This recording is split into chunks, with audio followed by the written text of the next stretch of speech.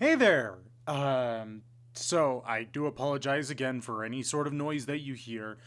One, external hard drive. More specifically, I've got two external mechanical drives that just constantly make noise. And plus, I've got a window open. It's a nice spring day and I want to let the fresh air in. Can you blame a guy for wanting to do that? Anyways, look, this is mostly just meant to be a quick addendum to my most recent video, so please watch that one before you watch this one. I noticed that I didn't quite balance the audio correctly on a chunk of video that I had exported, and that's on me. I'll make sure that I do a better job next time. Jesus fuck. The only reason I'm not taking down that video and replacing it with another is because that video took 16 hours to encode. Thank you, Adobe Media Encoder CS6, for not having multi-core support and for being CPU bound. I seriously have to make a video about Adobe. God damn, man. Anywho, I have decided, as part of this addendum, to release that section of video with better audio balancing. You can skip to this timestamp if you only want to see the little footnotes that I couldn't add due to both the time that it took to make this video and the fact that I wanted to get it out as soon as I possibly could, and the fact that there has been an update to the situation at hand. As much suffering as humanly possible, they didn't explain who's going to be getting the fine. So, it looks like there's going to be a $2,500 fine for negligent violations and a $7,500 fine for intentional violations, which doesn't sound like a lot, and for these massive companies, it's not a lot. Here's where I'm a tad bit confused though. Again, is this for the end user or is this for the company? Because if it's for the end user, then that would be an insane fucking thing to ask for. To put this into perspective, if this is for the end user, this is like giving the end user 30 traffic tickets for speeding at the maximum possible rate in my state. Just letting you know, that is 30 speeding tickets if you were speeding by more than 20 miles an hour on the road. It's not out of the equation that this is a thing, because it would correspond with how the United States operates. Infinite suffering for its citizens for the sake of infinite suffering for its citizens. There is truly no reason for them not to try to push the buck onto you. What is just a little bit more stress in one of the most dumb and stressful countries on the planet? Just a little bit more stress for no fucking reason. If it's for the company or the developers, then tell me, who are you going to target for projects like Arch Linux? Because it seems to be, for just base Arch Linux, it seems like there are only two people that you could potentially go after, and I'm not naming those two people. Everyone else lives in other countries. Hell, one of them lives in China, and I bet the Chinese government would be really thrilled with you trying to exercise your laws over a Chinese citizen. Please, United States government, I am begging you. I am begging you to tell me who you would go after for developing Debian or FreeBSD. I am begging you to tell me who is currently on the team for Debian or for FreeBSD. Oh, what's that? What's that? They're all community random volunteer projects? What? Really now? FreeBSD is not completely fucking centralized, and the same thing with Debian, it's not a centralized operating system with a clear list of developers? Well, I'm sure that you can go through and start finding a bunch of random people on GitHub then. Do it. Fucking do it, you fucking pussy. And what about operating systems that are mostly developed outside of the United States? Are you just going to ban them? Are you going to make them illegal? Because chances are they're not going to make a specific United States version. Chances are they're probably going to try to protest this type of law, and they will still just be able to put it on GitHub. Are you going to force GitHub to start taking that type of stuff down? Are you going to start forcing, like, websites to just shut down entirely because the developers of Arch Linux are mostly fucking Swedish? Is that what's going on? Is that what's going to happen? Also, do you think that Linux users are stupid? They're just going to be able to edit the code and remove the ID verification check, even in the United States. Because believe it or not, I don't know if you know this, United States government, but guess what? Linux is free and open source, and anyone can make a tweak to it. And guess what? If somebody wanted to make an illegal version of Linux, they totally could. Have you not heard of fucking Tails OS? So I'm going to cap this video off right here by saying two things. One, this is pointless. This is a waste of time. This cannot be implemented. I understand this is like a horrific thing to be thinking about. This is literally impossible. The government can try, but believe it or not, unlike China, we don't have infrastructure locking people out and making sure that communication is completely fucking controlled by the state. It had to be manufactured over multiple fucking years. And the same thing with North Korea's intranet. Are we gonna start utilizing an intranet? Is that what we're gonna fucking do? No. No, we're not. And until we're getting to that point, then it's completely impossible. And a large chunk of this, and I mentioned this earlier in the Discord ID verification video as well. If you haven't seen that, feel free to go check that out.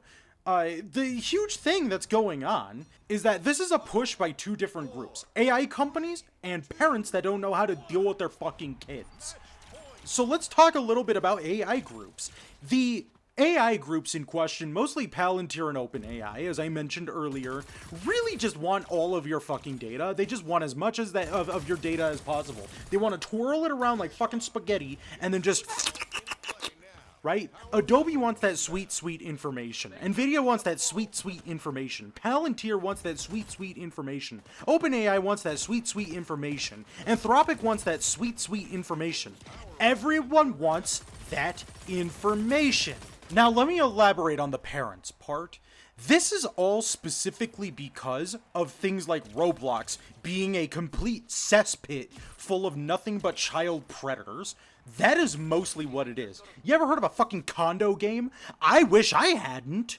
But guess what? Now that this is being thrown into the equation, and now that Roblox is doing ID verification because of this type of shit, because of the amount of malicious actors that are specifically targeting a site that is meant mostly for children, that's why this is happening. All of this is why this type of shit is happening.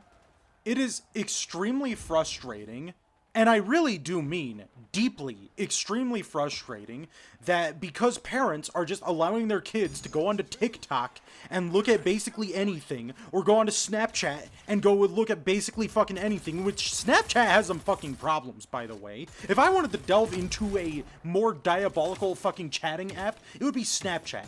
I don't know who lets their fucking 13-year-old have access to Snapchat. That's fucking insane.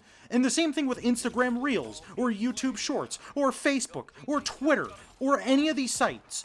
Children should not be given free and unrestricted, unsupervised time on the internet. If you're a parent, watch your fucking kid. You signed up for this. I didn't. Because if I did end up becoming a father, then guess what? I would not be letting my kid have free, unrestricted access to the internet. And I am saying this as a person who is not just a person who's interested in my own freedoms online and other people's freedoms online, but I am coming at this as a person who was the victim of predation online. I have been groomed on the internet. I don't want to talk about it, I don't want to get into that, but guess what? It was a thing that happened, and it fucked me up. And so what I am asking for parents to do, this is my big call to action for parents, is to get your fucking kid off the internet, or at least, if you're not going to do that, then you supervise them. How about you fucking do your job as a parent? You signed up for this, and if you can't be a fucking parent, then you put them through foster care. I don't fucking care. Just do not trample on my rights, do not trample on other people's rights, because you can't control your little fucking goblin. Just because your kid goes into the liquor store and steals a bottle of tequila doesn't mean that I shouldn't be allowed to go into the liquor store at that point. And you know what? If you let your kid steal a bottle of tequila from the liquor store, then you're a bad fucking parent. And like I said, I know it's cut off in really weird ways, and that's because you really should watch the other video. You can hear the rest of the argument there.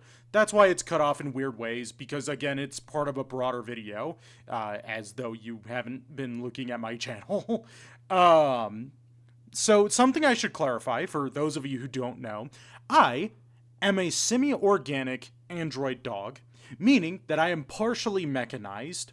Something tells me that the government of California and the government of Colorado hacked into my brain augments while I was creating the ID verification video, because in that video I made a joke about needing to verify your age to utilize a TI-84 calculator.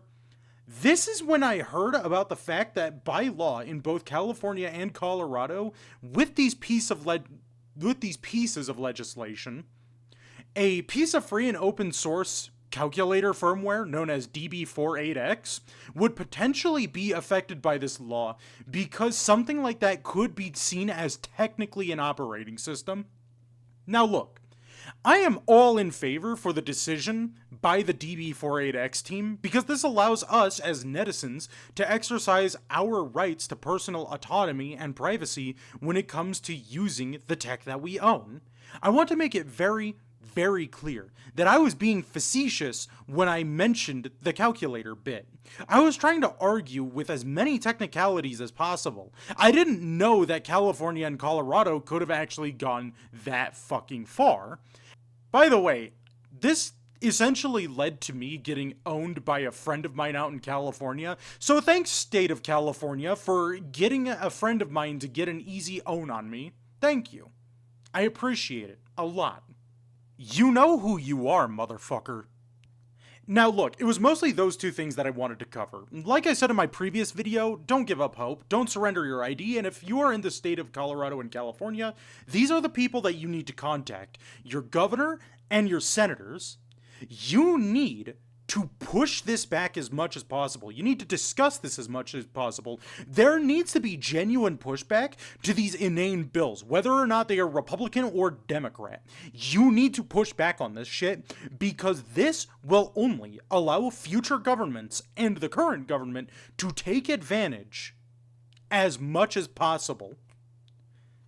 Now, before I end this off, I'm not going to be doing any fancy intro or fancy outro or anything along those lines. I am going to instead have the contact information right after I leave screen right about now. And what you need to do is you need to get out there and you need to read off the following thing on screen if you make a phone call. And I will actually read it to you, just so you understand the tone and cadence that you need to deliver this with. Good afternoon, Senator Hickenlooper. It has come to my attention that there are a few pieces of stateside legislation that will require operating system developers to force users into verifying their identification against their own will. Unlike a bar, dispensary, hookah lounge, or other area that requires an employee in person to verify your ID on the spot without submitting it to a private database, this new piece of legislation will open up Pandora's box for allowing companies like Microsoft, Google, Apple, and Samsung, or other tech conglomerates and companies to sell our information without our consent just for utilizing a device that has an operating system.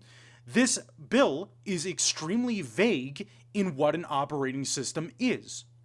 The safety and privacy of your constituents must be priority number one, especially given what is going on in the United States regarding ICE, DHS, Customs and Border Patrol, and other law enforcement agencies that are willing to take advantage of these kinds of laws. ID verification systems for operating systems are not only a violation of privacy, and the practice of tech-based identification has never ever been privacy-first focused, but it could quickly spiral into becoming a violation of the Fourth Amendment of the United States Constitution, which prevents illegal and unreasonable searches and seizures. Judging by potential interactions between law enforcement and the people utilizing Windows. Last but not least, these practices have left multiple American citizens and citizens of other nations vulnerable due to data breaches involving companies like Persona. If you want to curtail cybercrime, you would want to keep ID verification out of every single piece of legislation possible.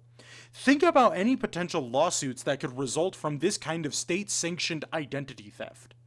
It would be more than appreciated if you and your colleagues would reconsider your thoughts around this legislation. Thank you.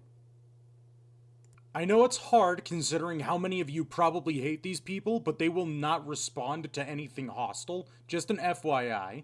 Anywho, thanks for watching. I hope you all enjoy.